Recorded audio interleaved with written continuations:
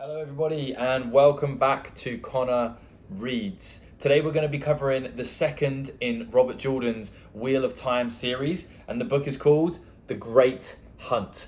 The way I'm going to run this review is I'm going to do a no spoilers summary, and then I'm going to go for a couple of things I liked, a couple of things that I didn't like that much, and then I'm going to give a spoiler alert.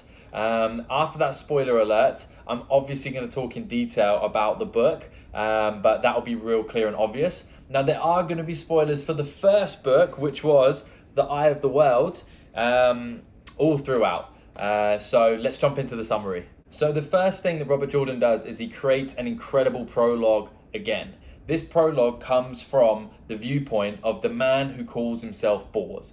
It's a meeting of all the Dark Friends, well, maybe not all of them, but a lot of the Dark Friends who have been recruited by the Dark One himself. And essentially what he's doing is giving out different missions and different objectives to different Dark Friends during that period of time. It's an awesome scene, and we're going to come back to that scene when I go through my predictions, because it is really, really important. We rejoin our heroes where we left off in Fal Dara. In Fal Dara, the heroes, just as a reminder, we have Padan Fain, who's locked up in the dungeon. We have Moiraine and Lan, the warder. We also have Egwene, we have Nynaeve, we have Mat, Perrin and Rand, and then we also have the Ogre, or Ogier, Loyal as well. And that's where we start off.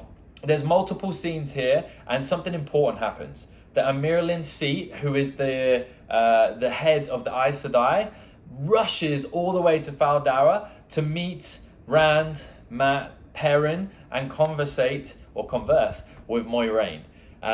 From that point, that is our starting point of the second book.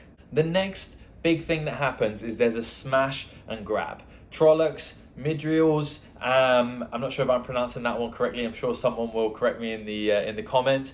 And what they do is they enter Fal Dara, and the first thing they do is they release Padan Fain, the crazed beggar who has followed Rand across most of the map so far.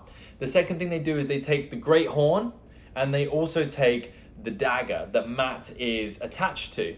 So now the heroes have an issue. Well, what do we do? Do we go after it, or do we do something else? And they decide to split into two teams, essentially, which is great, because we know there's going to be at least two different storylines that we're going to follow in this book, if not more.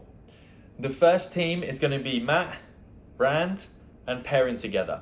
They are joined by Loyal, the Ogre, and then also Ingtar, who is one of the heads of the soldiers, and a cohort of soldiers from Fal Dara is going to go with them.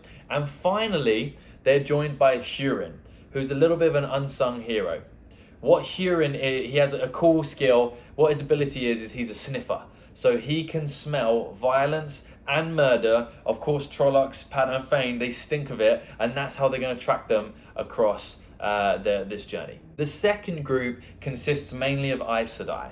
So it's the Amirlin Seat, it's Moiraine, all of their warders, and then it's also going to be Egwene and Nynaeve, who are going to the White Tower to learn essentially how to be Aes Sedai. And that's where our story sets off. I'm not going to tell you guys any more because I don't want to throw any spoilers in there. So moving swiftly into things I loved and things I didn't love, I'm going to do them in alternating order, or alternating order. And the first thing I'm going to do is something I loved. So one thing that I absolutely loved was the breakneck pace of this book. The last one, obviously, we need to learn more about the characters and meet them and get to know them. But this one was non-stop. Every chapter, something new was uncovered, new information, and it really changed the storyline. And I think that was missing from the last book. So you can't put this book down at any point. It's a real page turner, and it was just exciting throughout.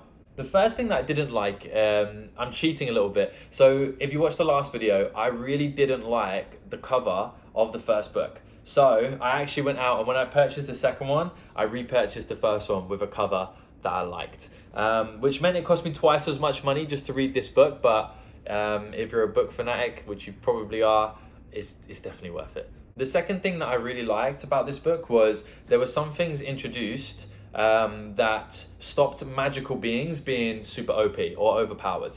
It's not the most ethical things in the world, and I don't want to give too much away, but in the last book, Moiraine kind of dealt with everybody's problems by just using magic. And this time round, there was a way for regular people to be able to equal the playing field, if not take advantage over those people who had magic. And I thought that was really, really important, because if that's not possible, then the only way regular people could ever have an effect on the magical is just by numbers, and that kind of makes the book a bit boring.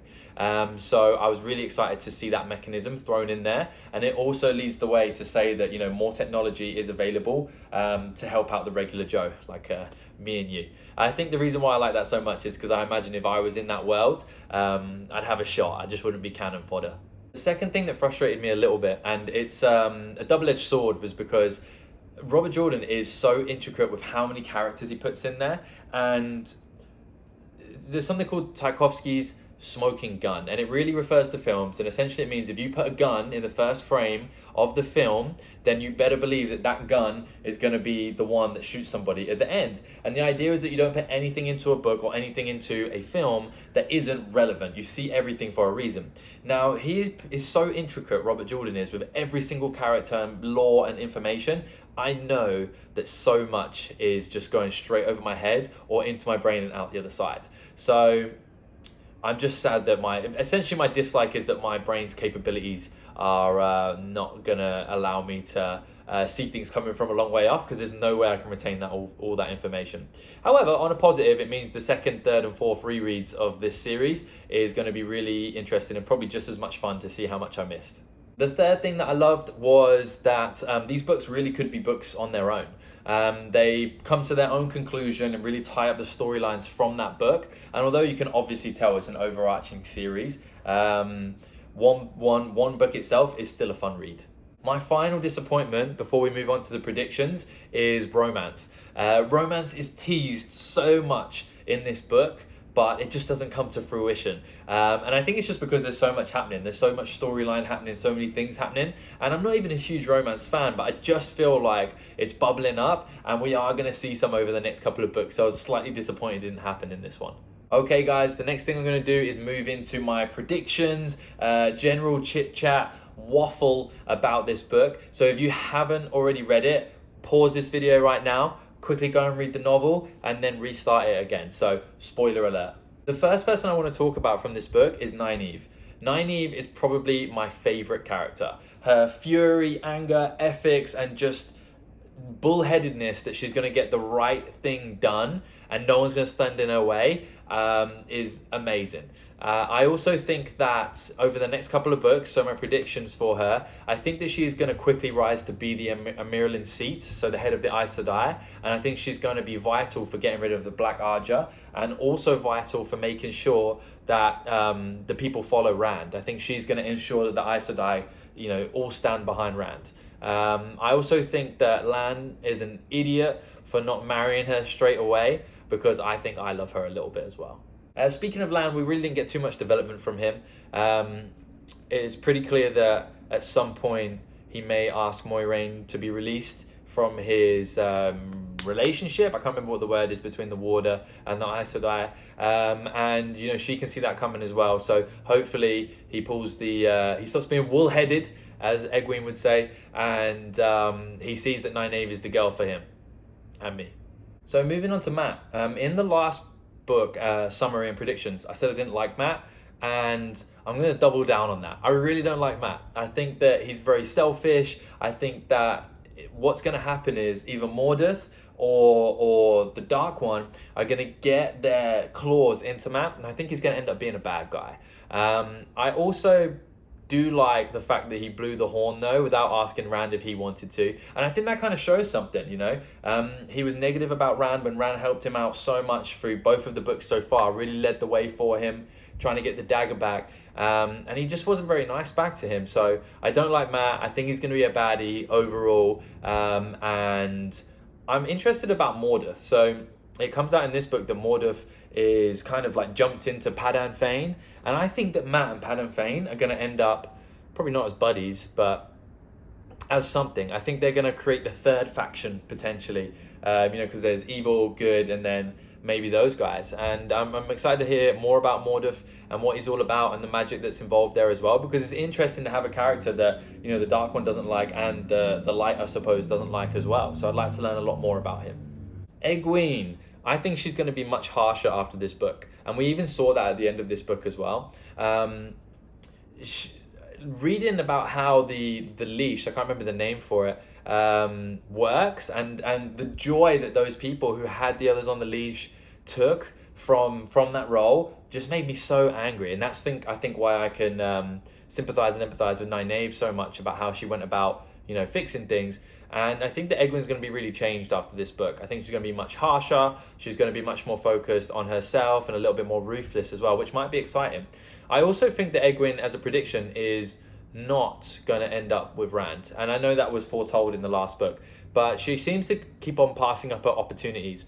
Speaking of who is going to end up with Rand, Min hopping into bed with him to share body heat. Yeah, we've all heard that one before. So that is exciting. And there's kind of like a love triangle or square or pyramid or whatever shape it's going to end up being forming around Rand. So it's going to be exciting to see who finally gets him. I think he's definitely going to spend at least some time with Lanfear / Selene, because she already knows all about him as Lews Therin. So I'm excited to see how that goes, and how that moves forward. And not even talking about Elaine as well. Elaine, who he definitely had a crush on also. But I do think Elaine will end up with Perrin. I don't know. It's all a bit confusing with the romance. I'm excited to see how that all comes out. Perrin is still one of my favorite characters. I think we didn't get a ton of book time or page time or air time of Perrin this time round. But what we did see was that he's definitely adapted and accepted his new role the best out of the three boys. And I really think that he is going to be a huge influence moving forwards. I think we're going to see a link up between Perrin and I think his name is Elias, the warder who showed him essentially how to be a wolf brother and recognized that he had it inside of him and introduced him to the wolves. And I think that link up will come sooner rather than later.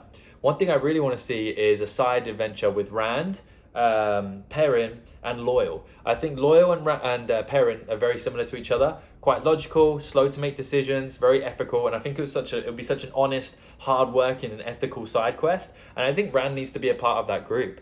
Loyal's obviously been a very steadying hand on Rand already, but to have Perrin there as well and see how he's accepted what's happening and moving forwards with it will be useful, because Rand is definitely having a tough time of it, accepting who he is and what's going to happen. Moving into Moiraine. Last time I said Moiraine was hard to like, and that was just based on the fact that we don't know much about her. We didn't know a huge amount about the Aes Sedai either. This time round, she had probably one of the most like heartfelt scenes. And what I mean by heartfelt was like the one that made my heart the happiest. It was with her and Merlin Seat, who had known each other for a long time, and they admitted openly to each other the plan is to help the dragon defeat the Dark One. And it just made me happy. Number one, because we see that Moiraine has, you know, long-time friends from when she's younger, which makes her a bit more human. Number two, it shows that she has someone on her side, and you get a deeper look into Moiraine's motives, because I still wasn't 100% sure if she was what her motives were. Basically, it looked like she was good, but she was so mysterious. And we also saw her relationship with Lan as well. She seems to understand that Lan is in love with Nynaeve and what's going to come to pass. So overall, Moiraine went miles up in my personal opinion. I think I understand her a bit better. I like her a bit more, and there is absolutely no chance she makes it all the way to the end of these books. 0% chance. I'm calling it now. She's too good. And I think that Nynaeve can't see it, but Nynaeve is so similar to Moiraine, I believe, just minus the temper, of course, which can leave somebody over the course of 14 books. And I think that Nynaeve really is going to fall into the Moiraine mold and category, because Nynaeve will do whatever it takes to win and do what's right, and so will Moiraine as well. And Nynaeve has such a hate for Moiraine, which is obviously comes from the fact that she took her and the boys out of the village. But yeah, I think those two are going to end up being really, really similar. They may not end up being best friends. I don't think Moiraine's going to make it anywhere near the end of the books, but Nynaeve is going to move into her role, essentially, is my prediction. All right, and on to the big dog. Listen, Rand, it must be very confusing. I get it. You're like a guy who's also been a guy for like thousands of other generations. You're going to be the dragon, save the world. Half the people hate you, half the people don't. You're going to go crazy. You can't use your magic. You have dreams with this dark one. I get it. It must be very confusing. But it definitely feels like we're in Rand's teenage years. He's so angry a lot of the time. He doesn't trust anybody. He's a contrarian, so he always wants to do the opposite of what other people say. And he's just very, very frustrating. I know we're going to see amazing things from him in the future, and we're obviously going to see a ton of development. And I think that's going to come over the next couple books. Right now, he's left with Loyal and Perrin, so I'm really hoping that those three go out and make some stuff happen, because that is an awesome power trio, and Rand needs the development of spending time with those two. So I'm hoping that happens. My prediction for him is, well, over the next book or two, he needs to figure out who's on his side, who's not, gather up the people, figure out who's his people, who his army is. And I think we will probably see maybe a false dragon rise up, or some kind of threat at home, rather than the Dark One being the threat, constantly all the time, because I feel like that might get slightly tedious. So as I was reading through, I was like, where is Tom Merrilin? Where is Tom Merrilin? And then boom, he arrives, and it looks like he's going to be back in the game, but he's all loved up and he doesn't want anything to do with the game anymore. And I was like, oh my God, I thought this guy was going to be my guy and my favorite dude across all the books. However, unfortunately, but also awesomely, his young lover is brutally murdered and his business is kind of destroyed. So he is back in the game, and I say that with a smile on my face because his young lover is not real. But yeah, I'm so happy Tom's back in the game. He's going to get down to business. Let's go. My final shout out for like individual characters this time round is Huron. Huron, I think, is pretty simple a character. He's loyal, and I really think he's actually the first person to see Rand as a leader of people. Everyone else saw him as he's going to be the dragon, or someone from their village, or someone that I'm supposed to look after, or someone I'm supposed to marry. This is the first guy who looked at him and was like, I will follow you through other worlds and different places, with big Grohl chasing after them. So he really is the first person to the banner, which is awesome, super exciting. And what a nose on that boy, huh? I really think he is like a dog character. He's loyal, loyal to a fault. He'll do whatever Rand says. He's, my lord, and he sniffs. So he's essentially like Rand's bloodhound. So I think that's how he was written personally. The future for him, he's way too good and nice and not important enough not to be murdered brutally over the course of the next couple of books. So that's my prediction for Huron, unfortunately, is that he will die pretty soon. So other things that I saw was, well, things are moving really quickly.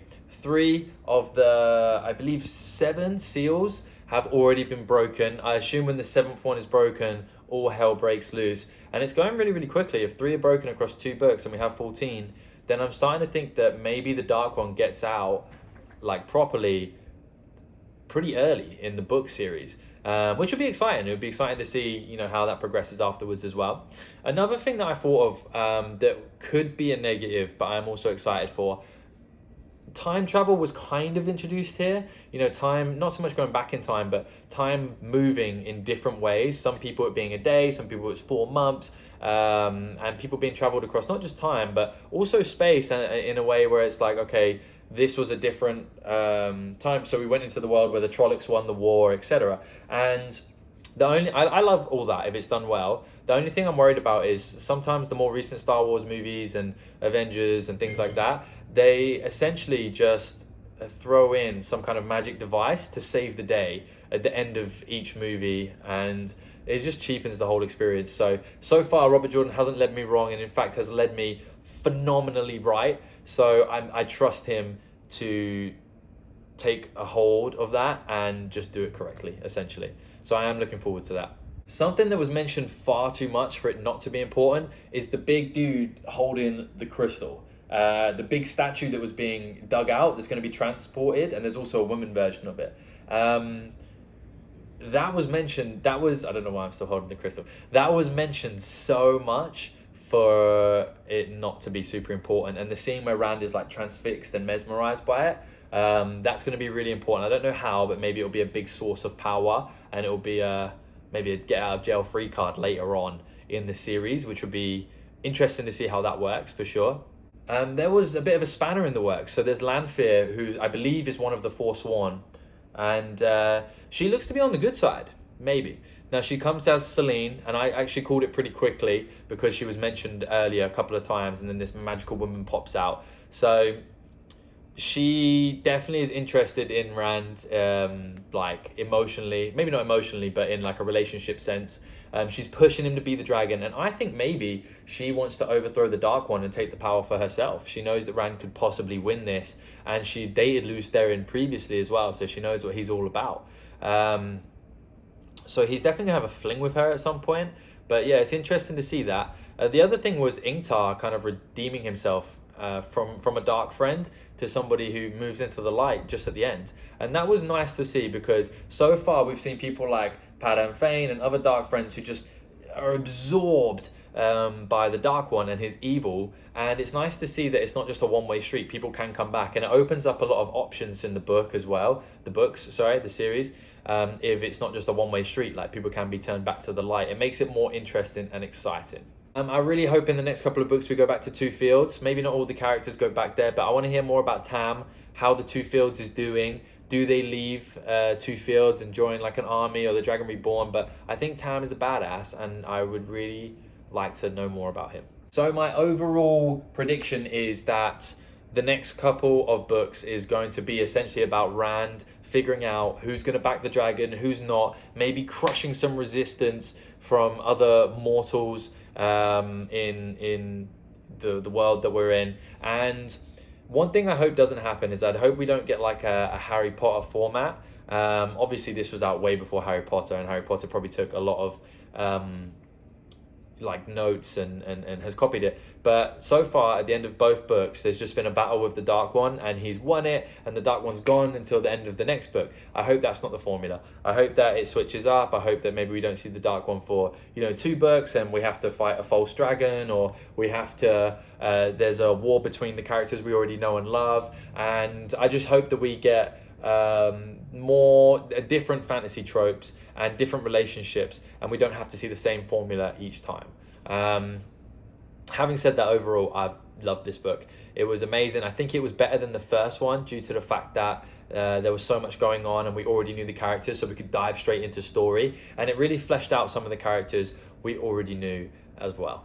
And guys, that is everything. Thank you so much for watching. As always, I'd love to hear your comments, either to correct me or laugh at my dumb predictions, or how I've pronounced some of the names. I know as I was saying names, I was even pronouncing the same name differently throughout even just this video.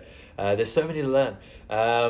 But I'd love to hear your comments. Obviously, I would like to learn what happens in the series organically, so please don't throw any spoilers in there. But last time I absolutely loved speaking to you guys through the comments. Hopefully you've enjoyed this video. I will be back with the 3rd book after I've read a book of a different genre in between each one, and enjoy the rest of your day.